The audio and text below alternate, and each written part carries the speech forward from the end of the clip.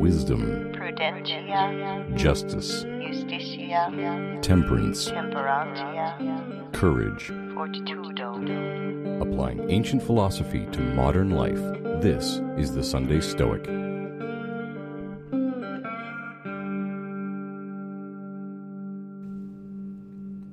Welcome to the Sunday Stoic Podcast. This is Steve coming to you from Conway, Arkansas. This is another episode on the Enchiridion. We're going to discuss the Enchiridion Chapters 4, 5, and 6 today. So we've been working our way through the Enchiridion. We're still kind of in the beginning sections on how to become a Stoic, how to get started being a Stoic. And we're going to hear some advice today on preparing for the day, so that we keep our calm no matter what happens, and also on dealing with judgments, how important it is that we judge things appropriately and we don't jump to conclusions or make claims that are not true. So before we do that, I want to thank my patrons for supporting the show. You can join by going to Patreon, www.patreon.com/SundayStoic. And also, I have my challenge coins. On one side, they say Carpe Diem, and they have kind of the show logo, the Marcus Aurelius silhouette. And on the back side, they have two quotes from Epictetus. Some things are in our power, others are not, and persist and resist. So if you're interested in having one of these to carry around in your pocket, I have a limited supply. Once I sell these out, I probably won't make any more. They are on Etsy, and I'll put a link in the show description if you are interested.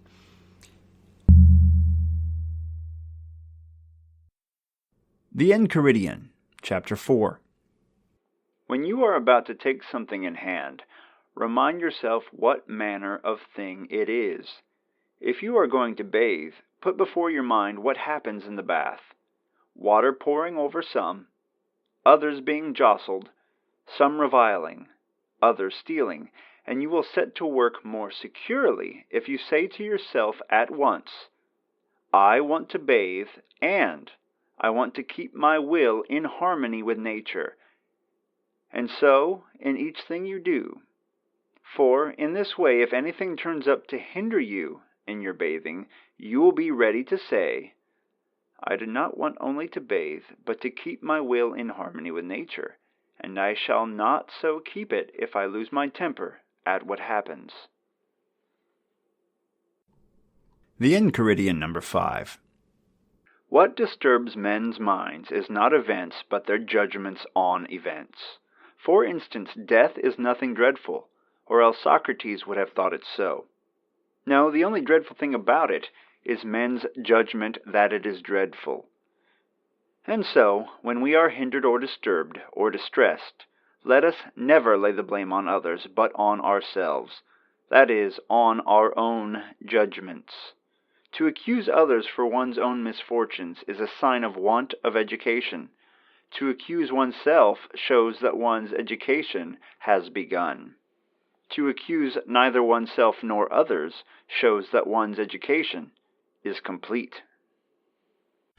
The Enchiridion number 6. Be not elated at an excellence which is not your own. If the horse in his pride were to say, I am handsome, we could bear with it. But when you say with pride, I have a handsome horse, know that the good horse is the ground of your pride. You ask then what you can call your own. The answer is, the way you deal with your impressions. Therefore, when you deal with your impressions in accord with nature, then you may be proud indeed, for your pride will be in a good which is your own.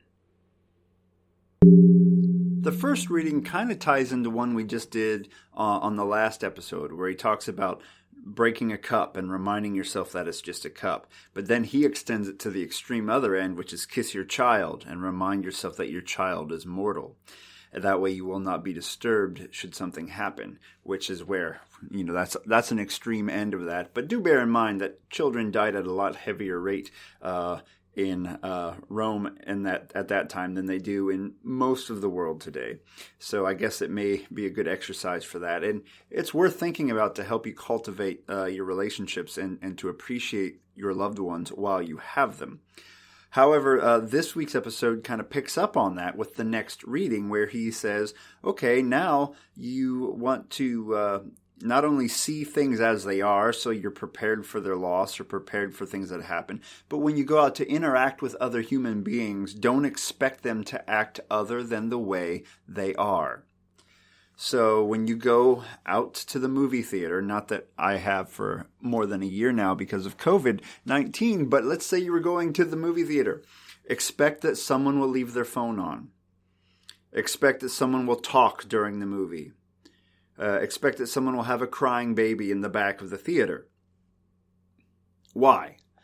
Doesn't that sound depressing? No, it's actually a plan because you have two goals when you go to the theater. One is to see a movie and have a good time.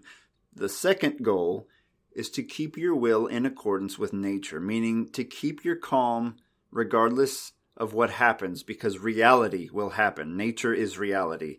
And the hard part is we often tell ourselves internal stories that don't actually meet reality.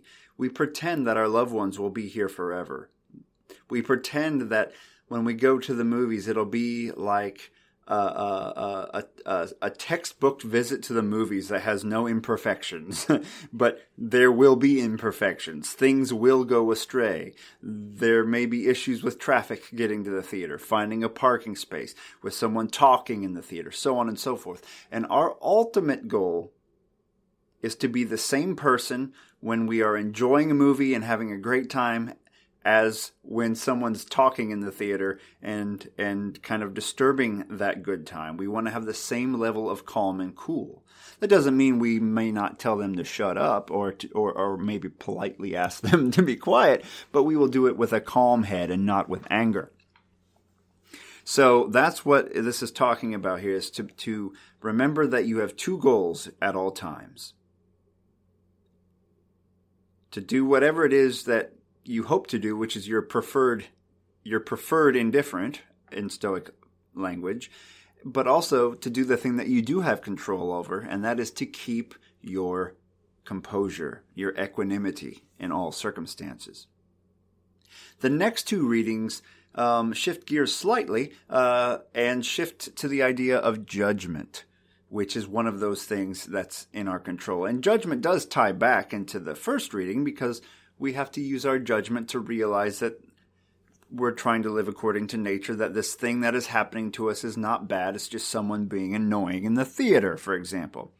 In the next reading, he says, people judge death to be an evil, but Socrates did not, and we really respect Socrates in the Stoic school, so therefore, death must not be an evil if the wisest among us didn't see it as such. The idea here is that we need to really work on our judgments and to really focus on the things that are in our power. And the things like death, it might not be what we want to do if we had a choice, but we don't have a choice when it comes to that. These are things we don't have a choice on. Like someone talking in the theater, don't have a choice on it. One day I will die. I don't have a choice in that matter. I can do things to maybe postpone it a bit or to make the person in the theater shut up, right? I can take action, but ultimately the outcome is out of my power, and I need to not base my happiness and equanimity on those things. That's a shifting sand. It's not a good place to build your foundation. You want to build it on the things that you have full control over. And so your judgments is where we begin here. And he says you'll begin to see that you've made progress when you no longer blame others. Like if you're at the movie theater, someone's talking and you're like, man, that guy's a jerk, I'm so mad at him. Well, then you're not making progress. But if you say, oh, I'm getting upset at this person, I am doing this wrong, then you have made some progress. You realize that the anger is your doing, not their doing. And then finally, he says, when you blame neither others nor yourself, and ultimately, hopefully that means you realize, oh, that person's talking. That's kind of rude. Maybe we should ask them to stop talking, but you realize you don't have that emotion with it of, I'm mad. Then you know you've made progress. You've reached sort of the pinnacle of your training in this part of Stoic training. And then the last part ties in with judgments as well, in saying, at the same time, look at your own life and the things that you are proud of. So we're talking about interacting with others in these first two readings, interacting with others and who we blame when things go wrong. And we need to realize that, and for many things, people are not to blame. People are just being people. Events are just being the events. They are cause and effect events. There is no one to blame. But then he says, but when it comes to your own life, don't be bragging about, oh, look how nice my house is, as if that makes you a good person. Or, oh, look how nice my horse is, as he says, look at my car. Isn't my car awesome? Well, you are trying to pretend that you are a good person because your car is expensive. But those are two things that do not compute. Those are not logical conclusions. I have a good car, therefore I am a good person, is not a logical statement. I have a expensive car. There you go. There's a statement. But I have a car that's more expensive than yours is a logical statement.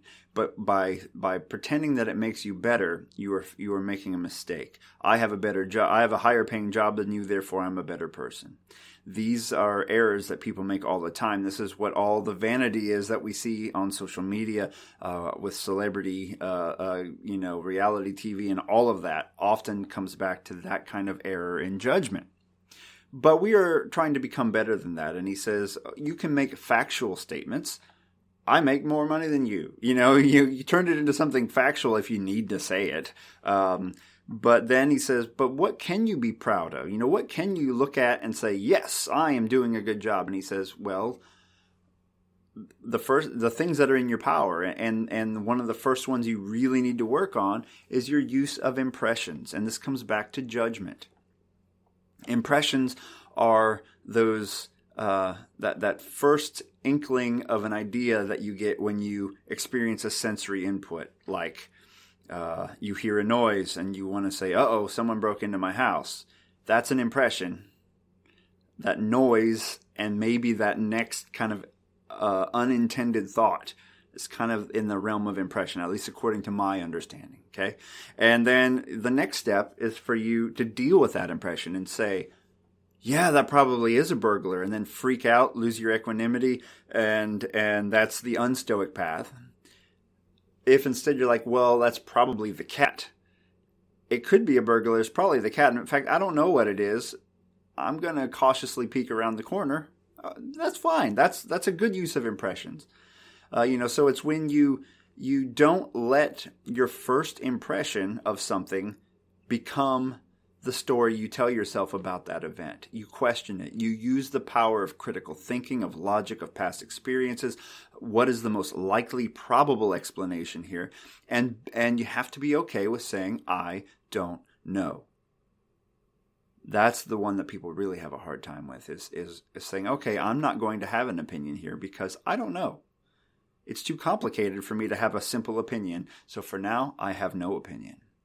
And that is where that's one of the mental training things we're trying to accomplish here, this mental training exercise to develop the habit of questioning our first impressions so they don't turn into a snowball rolling downhill, getting bigger and bigger, creating anxiety, panic, anger, fear, and other passions that we are trying to reduce in our lives. So that's the great advice from Epictetus this week. 3 short but really powerful readings that one reading has influenced many folks, including the CBT community, cognitive behavioral therapy, when he says it's not the things that happen to you, it's your judgment about them that causes you distress or joy or whatever. It's your judgments where these things lie. These things cannot touch your soul, as Marcus Aurelius might say. They can't actually affect you. You have a buffer between you and the reality outside of you, and that is the story you tell yourself about it, how you interpret it. And that's what we're working on, is that invisible barrier between us and the outside world where we integrate outside information and turn it into a narrative in our heads. We're trying to tell ourselves a true narrative as much as possible, and allow ourselves to have no opinion over things that we can't fully grasp or we don't have all the facts on.